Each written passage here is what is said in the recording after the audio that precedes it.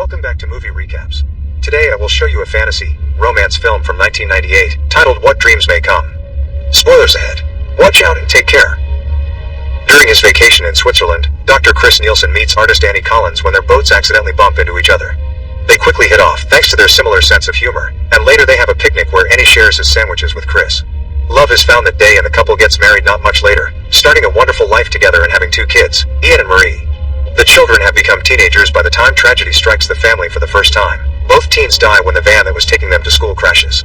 4 years later, Chris is working at the hospital when he gets a call from Annie, who is having a meltdown because some of the art pieces she acquired for a gallery opening haven't arrived. She feels really bad because today is their double D anniversary and she may ruin it if she has to stay at work.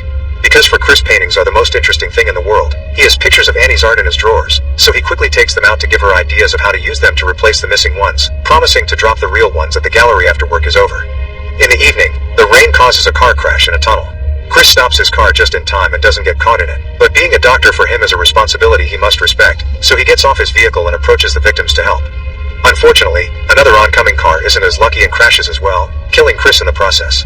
In only a few seconds, Chris finds himself in a floaty form above the world while a mysterious voice asks him questions to see if he's aware of what's going on. He sees his body being taken to the hospital and dying there, then he moves to his house, where the dog barks at him because animals do see him. The mysterious voice takes form then, but it's still blurry, so Chris can't tell who it is. The voice tries to convince Chris that he's dead, but he continues floating around, watching Annie go through his wake and looking at the pictures of his kids. This makes him have a flashback of the time their old Dalmatian dog Katie was sick and they had to put her down, which made Marie very angry because she couldn't understand it was Mercy. He also remembers the time he and Ian went running into the forest under the rain for fun, and Chris took the chance to tell his son they would be transferring him to another school. Chris's ghost takes form at the church where they are holding his funeral and he tries to touch Annie, who can't see him but can feel a weird sensation around her face.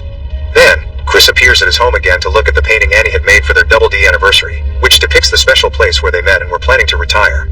He finds Annie starting a diary because her therapist asked her to so she could cope, but it's not helping her at all. Chris takes the chance to communicate with her by guiding her hand with a pen and making her write, "This is Chris, I still exist," but it only gives Annie an anxiety attack because it can't possibly be real. When later Annie goes to the cemetery to visit his grave, Chris tries to touch her shoulders to comfort her, but instead it makes her scream because it makes her feel like she's going crazy by sensing things that aren't really there. Seeing as his presence is only causing his wife more pain, Chris decides to allow his soul to finally move on. He wakes up in his personal heaven, which is shaped like Annie's painting of their special place. Katie is there too, looking young and healthy. The mysterious voice shows up as well, and this time it has a proper form. It's Albert Lewis, Chris's old mentor who died at 63, but here he looks young again. Albert teaches Chris that this world is controlled by his mind, so he can make things move or change by just wishing them to do so. After fooling around with a bird, Chris manages to walk on water, which takes him a failed try, and Albert reminding him that his body is just an extension of his mind before he manages to pull it off. The 2 men cross a lake and arrive at the house Annie painted as their dream home. Over coffee, Albert continues to teach Chris how to use his full mind to transform this place into whatever he wants and shows him a neat little trick. With just his hand, Albert makes a hole in the wall and makes a world looking real instead of painted appear. In the real world, Annie is making a new painting for Chris's memory, and the tree she draws appears in Chris's heaven. A young Annie also appears among the flowers, so Chris tries to fly to her, but he just falls. Choosing to run instead, Chris comes closer, but Annie's gone by the time he gets to the tree. It's then he realizes he never saw this tree before, so he doesn't understand how it could appear here if Annie is finishing the painting after he died, and Albert realizes Chris and Annie must have a very strong connection because they're soulmates. The couple is trying to reach each other even in death, so when Annie's depression makes her ruin the painting because it won't bring her husband back, the tree in heaven also gets ruined. Chris keeps seeing Annie around his heaven, but she always disappears before he can reach her. At the shore, Chris finds Marie's plush tiger and remembers the time she got sick. That day, Chris stayed home with her instead of going to work, and he taught her to play chess. Chris realizes that if he's found Katie, then he should be able to see his children in heaven too, but Albert says he'll only see them when he means it. Afterward, Chris takes a nap and wakes up to find Albert is gone. He had work to do guiding other souls, so he sent Leona to make Chris company for now. Leona takes Chris to a city filled with souls enjoying themselves. Meanwhile, in the real world, Annie continues to live with overwhelming guilt because she thinks Chris doing the favor of taking the paintings to her gallery was what put him at the site of the accident.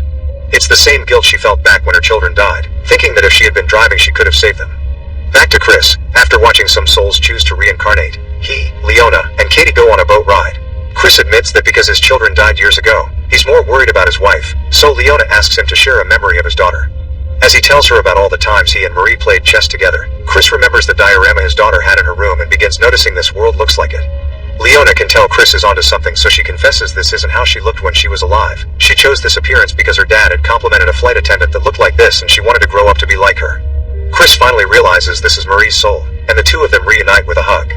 In the meantime, Annie is having trouble moving on. She thinks her therapist will send her to a clinic soon because he's worried that she'll hurt herself like she did in the past, so she writes a letter in her diary saying goodbye to Chris. Back in heaven, Chris is back in his painted house and is visited by Albert again, who brings terrible news: Annie is dead. Chris cries for her but thinks at least her suffering is over and they'll reunite soon. However, Albert informs him this isn't possible. Because Annie ended things herself instead of dying naturally, she'll be going to hell, which makes Chris furious and causes a storm in his heaven. What happened with the tree reminds Chris of his soulmate connection to Annie and decides to go to hell to rescue her, since their bond should allow him to find her. After lots of arguing, Albert accepts that Chris's refusal to give up deserves a chance and takes him to see the tracker, who explains how things will work. Finding Annie is possible, but she won't recognize Chris when she sees him, so he must decide if the trip is worth it just to see her.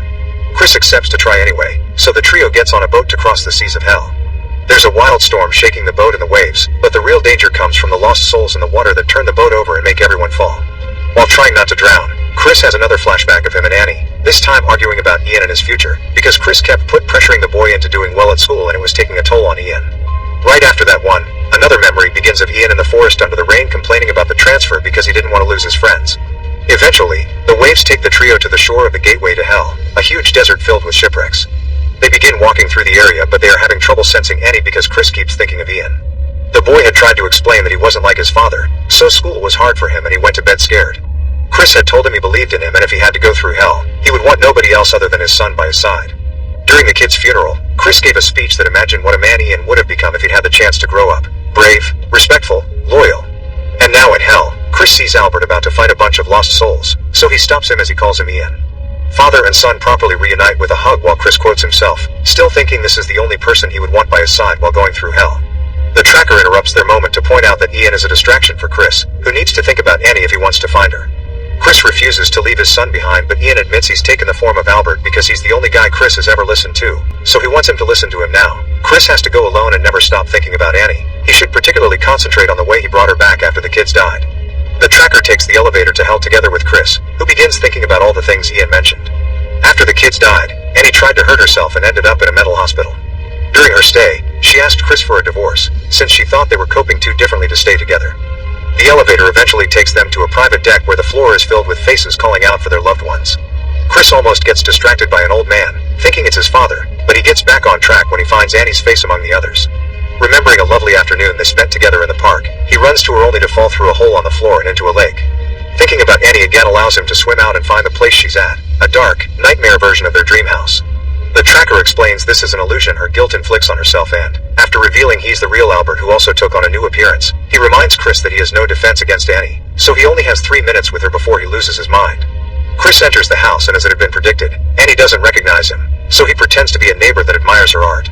Annie is worried because her paintings are missing, so Chris tries to distract her by telling her about his dead wife and how they came up with the Double D anniversary. Years ago, Chris visited Annie at the mental hospital and told her he would be leaving because his presence wasn't helping and seeing her like this was killing him. So that day was a Double D day, because they needed to make a decision about divorce. Chris had realized that he was part of the problem, not because he reminded her of what happened, but because he could never join her in the dark place she was in. Finally finding comfort in his new attitude instead of being forced to heal, Annie accepts to go back to her old life, and the couple reconciles. Current Annie thinks it's a touching story, but the woman still died, so there's no hope. Chris retaliates by explaining not giving up was only his own way to hide from the world and that his wife never was a coward.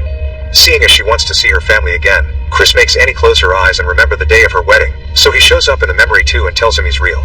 When Annie opens her eyes, she sees Chris and freaks out, thinking it's some sort of trick that haunts her. Chris doesn't have much time left so he tells her a few last words before leaving. He apologizes for all the things he'll never give her and all the times he failed her. He also thanks her for everything she's done for him. Afterward, Chris meets with Albert to tell him to go back alone and tell his children that he loves them but he won't leave their mother alone. Then Chris re-enters the house and finds Annie to tell her she shouldn't feel guilty because he forgives her and he'll stay an eternity in hell if that's what it takes for her to regain her sanity. As she begins to look healthier, Annie recovers her memories and Chris absorbs all her nightmares instead. Annie begins ascending to heaven but she doesn't want to leave Chris behind, so she calls out his name and reminds him not to give up. After going through the lake again and seeing his life flash in front of his eyes, Chris wakes up back in his own heaven and reunites with Annie, Albert, Katie, and the kids. The family spends some happy moments together, but then Chris talks to Annie in private to ask her if she would like to be reborn together, and hesitates, but Chris explains the kids do want them to go, and he's sure they'll find each other again because they're soulmates. The The couple kisses right before something extraordinary happens in the real world. A little boy's toy boat accidentally bumps against the one belonging to a little girl, and this girl decides to share her sandwiches with him. Make sure to subscribe and turn on notifications so you can watch more videos like this. Thanks for watching.